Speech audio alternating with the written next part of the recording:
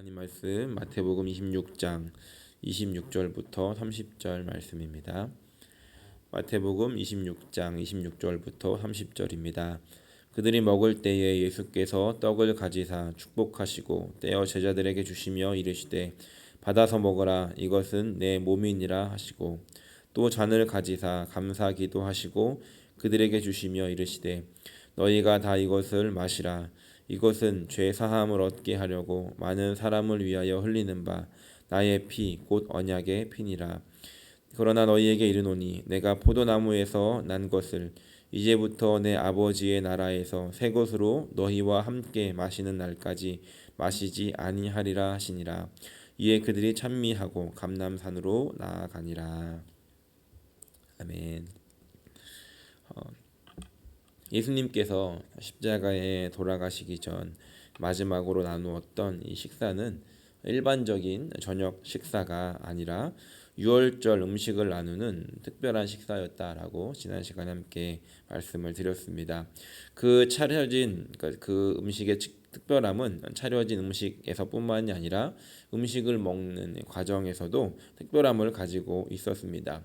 우리나라에서도 명절이 되면 특별한 음식을 먹습니다. 그리고 또 차례를 지냅니다.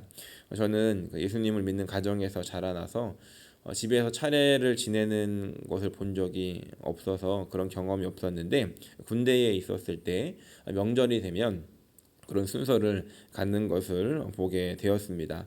정확하게는 잘 모르지만 음식을 어떻게 놓고 어떤 순서로 진행이 되고 하는 이런 방식이 있었던 것 같습니다. 마찬가지로 이 유월절에도 음식을 나눌 때에 그런 순서와 방법이 있었는데 크게 네 단계로 나누어졌고 그리고 그 각 단계마다 포도주 잔을 함께 나누었습니다. 간단하게 살펴보면 첫 번째는 예배 식사가 이루어지는데 첫 번째 이 포도주 잔을 들면서 이 집안의 가장이 그것에 대한 봉헌사를 하게 되고 또 간단하게 예비 식사를 하게 됩니다. 뭐 에피타이저 같은 그런 음식을 나누는 것이죠. 이때 유월절 메인 음식이 준비는 되어 있지만 이것을 먹지는 않고 예비 식사를 간단하게 하게 됩니다. 그리고 이제 두 번째 단계로 넘어갑니다. 두 번째는 이 집안의 가장이 이 유월절 음식을 나누는 이 의미를 새길 수 있는 메시지를 가정에서 함께 나누게 되고 할렐이라고 불리는 찬양시 시편 113편, 114편을 함께 암송하게 됩니다. 그리고 나서 이 두 번째 잔을 함께 마시게 됩니다. 그리고 세 번째 단계는 이제 이 메인 음식을 먹는 단계입니다. 먼저 이 가장의 축도로 무교병을 찢어서 나누어 먹습니다. 그것을 먹은 후에 먹으면서 동시에 유월절 양고기를 함께 먹고 또 쓴나물과 함께 그 음식을 나누어 먹습니다. 이것이 유월절에 먹었던 메인 음식이었는데 이 세 번째 단계에서 이 음식을 함께 나누어 먹는다는 겁니다. 그리고 나서 이 세 번째 음식을 나눌 때도 이 가장이 세 번째 잔에 대해서 또 축도를 하고 하나님께 감사 기도를 드린 후에 또 세 번째 잔을 함께 나누게 됩니다. 그리고 마지막 네 번째는 이것을 마무리하는 단계인데 할렐이라고 불리는 시편 115편부터 118편을 함께 암송하고 또 외우고 그것으로 찬양을 한 후에 마지막 네 번째 잔을 찬양과 함께 마지막 잔을 나누게 됩니다. 이것이 바로 이 유월절에 가족들이 함께 모여서 이루어지는 그 식사와 또 방법이었습니다. 오늘 말씀이 이루어지는 이 배경이 바로 이 세 번째 단계라는 것을 우리가 알 수 있습니다. 다시 말해서 첫 번째, 두 번째 단계를 지나서 이제 예수님께서 빵을 찢어 주시면서 이 세 번째 단계가 시작되어진다는 것을 우리가 알 수 있습니다. 그리고 이 빵을 찢어 주시고 잔을 나누어 주신 이 방법은 원래 없었던 것이 아니라 예수님께서 전혀 새로운 것을 제자들에게 가르쳐 주시면서 빵은 이렇게 찢어 먹는 거다, 잔은 이렇게 먹는 거다라는 것을 가르쳐 주신 것이 아니라 유월절이 되면 늘 해왔던 이 전통적인 식사 방식에 예수님께서 이제 새로운 의미를 부여해 주신 것이라는 것을 우리가 알 수 있습니다. 그래서 이 전통을 알고 있다라고 한다면, 이 방법을 알고 있다라고 한다면 29절에 하신 이 말씀도 잘 잘 이해를 할 수가 있는데 우리가 이것을 잘 알지 못한다면 29절을 읽을 때 조금 의아한 모습이 예수님께서 왜 이렇게 말씀하셨을까라고 하는 것들을 생각하게 됩니다. 하지만 이 방법 안에서 이것들을 해결할 수 있는데 29절에 보니까 예수님께서 말씀하시기를 그러나 너희에게 이르노니 내가 포도나무에서 난 것을 이제부터 내 아버지의 나라에서 새 것으로 너희와 함께 마시는 날까지 마시지 아니하리라 라고 말씀하십니다.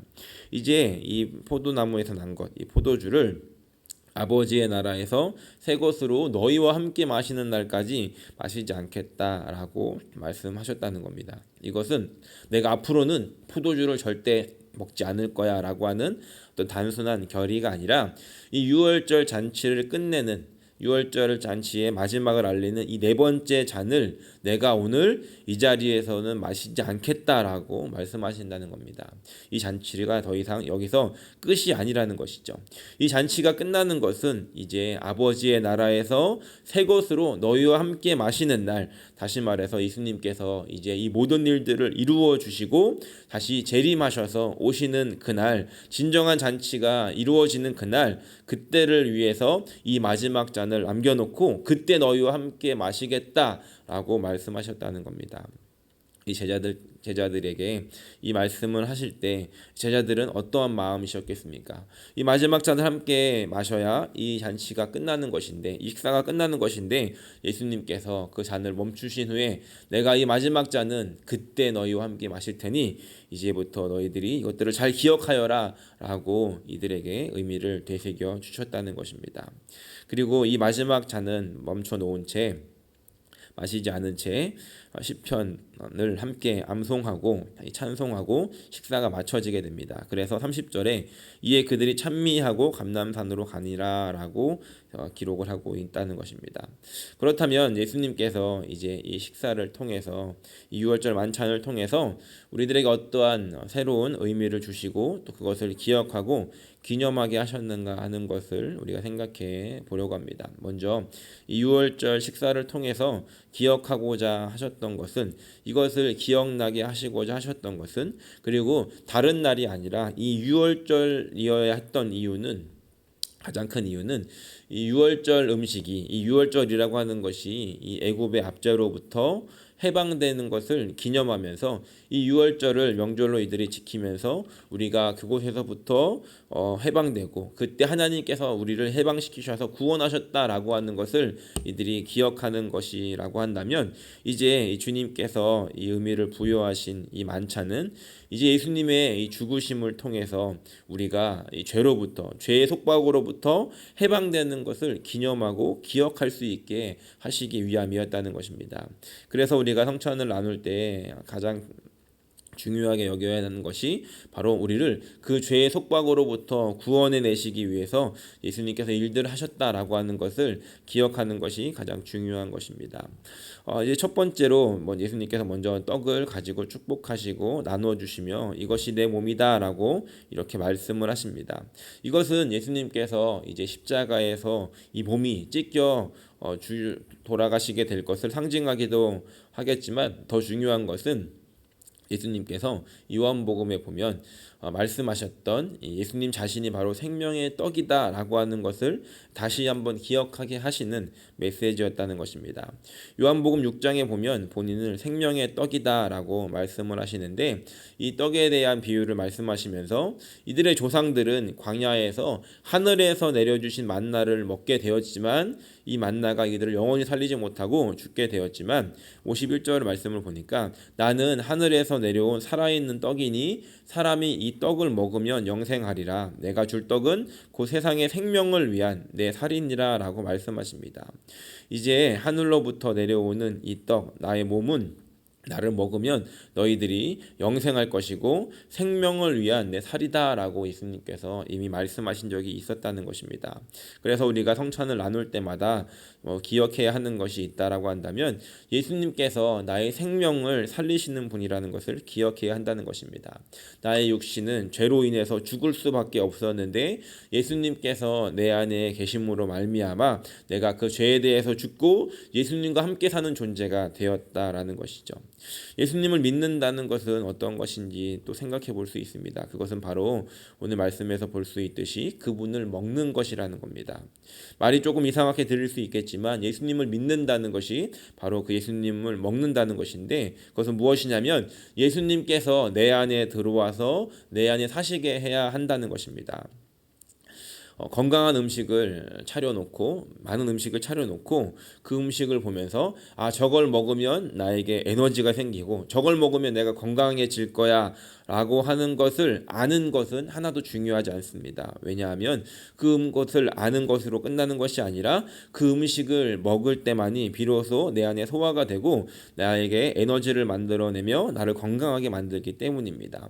건강한 음식을 차려놓고 그것이 어떠한 작용을 하는지를 아는 것이 중요한 것이 아니라 그것을 먹는 것이 중요한 것처럼, 우리가 예수님을 머리로 이해하는 것, 예수님이 우리의 생명을 살리시는 분이야, 우리의 죄를 용서하시는 분이야 라는 것을 아는 것이 우리의 믿음이 아니라 그분이 내 안에 들어와 사시는 것, 그분을 내 안에 받아들이고 그분이 주시는 힘으로, 그분이 내 안에 계심으로 말미암아 공급하시는 힘과 능력으로 사는 것이 바로 믿음으로 사는 것이라는 겁니다. 예수님께서는 이 떡을 먹으라고 말씀하시며 우리에게 그것을 가르쳐주고 계시다는 것입니다. 오늘 이 아침 우리가 다시 한번 기억하며 생각해 보기 원하는 것은, 그렇다면 나는 오늘 매일 그 생명의 떡을 먹고 있는가? 내가 예수님께서 공급해 주시는 그 생명의 떡을 매일마다 공급받고 있는가 하는 것입니다. 다른 것이 아니라 우리에게 주신 이 말씀을 우리가 읽고 또 그 말씀을 우리가 먹을 때 바로 비로소 우리의 생명을 살리는 힘이 되어질 줄로 믿습니다. 오늘도 다시 한번 하나님, 나에게 그 말씀을 통해서 공급하시는 힘을 내가 얻고 그분과 함께 사는 것을 우리가 기억하며 말씀을 읽는 저 여러분들 되시기를 예수님의 이름으로 간절히 축원합니다.